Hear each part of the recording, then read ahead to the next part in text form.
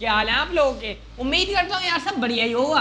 तो आज हम बात करेंगे एक टाइम के बारे में, एक ऐसा टाइम जिसे हर एक कुड़ी और मुंडा गुजरता है, एक ऐसा टाइम जिससे हर एक बच्चे की खुशी दुख में बदल जाती है। तो आज हम बात करने वाले हैं एग्जाम्स, परीक्षा के बारे में। तो इस समय की शुरुआत होती है एक साधारण दिन से, जब तुम अपने दोस्तों को बिना वजह मारकर अपने क्लास की लड़कियों पर लाइन मार रहे होते हो, लेकिन तभी अचानक से तुम्हारे स्कूल के चौकीदार भैया या पोंछा मारने वाली आंटी अपने हाथ में एक पेपर का बंडल लेकर आ जाती हैं और वो पेपर क्लास के हर एक बच्चे को दिया जाता है। इस पेपर को देखकर हर एक बच्चे की आंखें फटी की फटी रह जाती हैं और इस पेपर को हम लोग अपनी प्राचीन भाषा में बोलते हैं डेट शीट। डेट शीट मिलते ही हर बच्चे की बोलती बंद हो जाती है।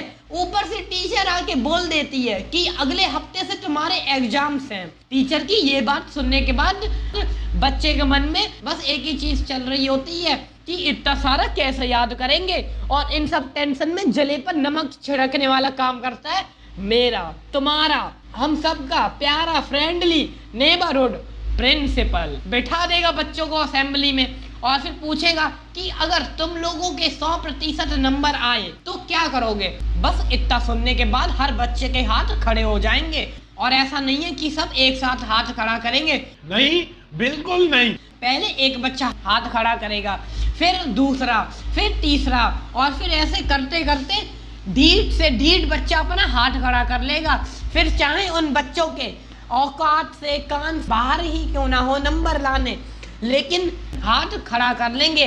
क्यों? क्योंकि उन्हें अपनी क्रश को इम्प्रेस जो करना होता है। फिर प्रिंसिपल 1 घंटे अपनी मोटिवेशनल स्पीच बोलेगा और फिर भरी भीड़ में से एक गरीब और पढ़ाकू बच्चे को उठाएगा और बोलेगा, इसे देखो, इसके घर पर लाइट नहीं आती है, ये अपने सर पर दिया रखकर अंधेरे में पड़ता है, इसकी तरह बनो। और इन सब के बाद छलांग लगाते हैं हमारे प्यारे रिश्तेदार। रिश्तेदारों का काम यही होता है कि हर बच्चे को बिना मतलब में डसना। इनसे ज्यादा जहर और किसी जानवर में नहीं होता है।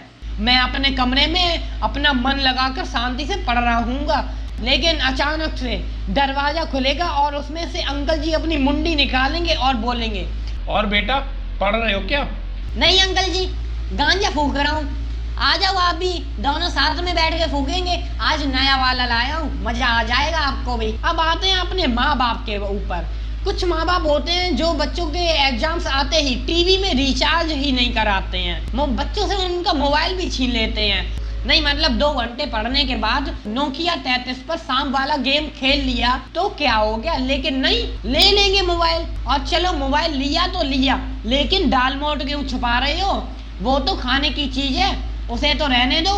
नहीं मतलब कतई तैयार जेल वाली फीलिंग दे रही हो। पापा कहते हैं बड़ा नाम करेगा। एग्जाम्स की तैयारी शुरू करना भी कोई आसान काम नहीं होता है।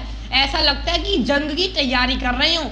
और एक तो किताबों में पता नहीं कौन सा नशा होता है जो खोलते ही नींद आ जाती है, शरीर खुद ब खुद बेड की तरफ जाने लगता है। और भैया दोस्तों का तो पूछो ही मत, इनकी किताबें भी नहीं खुली होंगी लेकिन इनका गोवा जाने का प्लान बन जाएगा। आधी रात को ये फोन करके कहेंगे, भाई एग्जाम खत्म होने के बाद गोवा जाने का प्लान बन रहा है। नहीं मतलब यहाँ पर एग्जाम धीरे धीरे पास आ रहे हैं और इस टेंशन की वजह से रात को नींद नहीं आती है, और अगर गलती से आंख लग जाए तो सपने में बस एक ही चीज दिखती है कि तुम्हारे पापा तुम्हारे जूते लेकर तुम्हें मारने को पड़े हैं। एग्जाम की टेंशन की वजह से सुबह को प्रेशर भी नहीं बनता है और इन भाई साहब को गोवा जाने का प्लान बनाना है। और जब एग्जाम खत्म होते हैं तब गोवा जाने की बात छोड़ो, मुंह से गोवा का शब्द भी नहीं निकलता है, तब तो मौन धारण कर लेंगे ये लोग। हमारा ऐसा काम करेगा। अब जैसे जैसे तुम्हारे एग्जाम पास आते हैं वैसे ही तुम्हारे माँ बाप तुम पर बहुत ज्यादा ध्यान देने लगते हैं। उठा देंगे सुबह 5 बजे,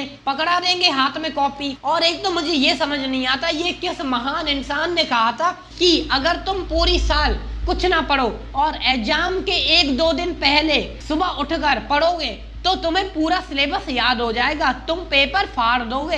अबे हट, पागल हो क्या? इतनी सुबह बस प्रेशर बनता है, पढ़ाई नहीं होती है।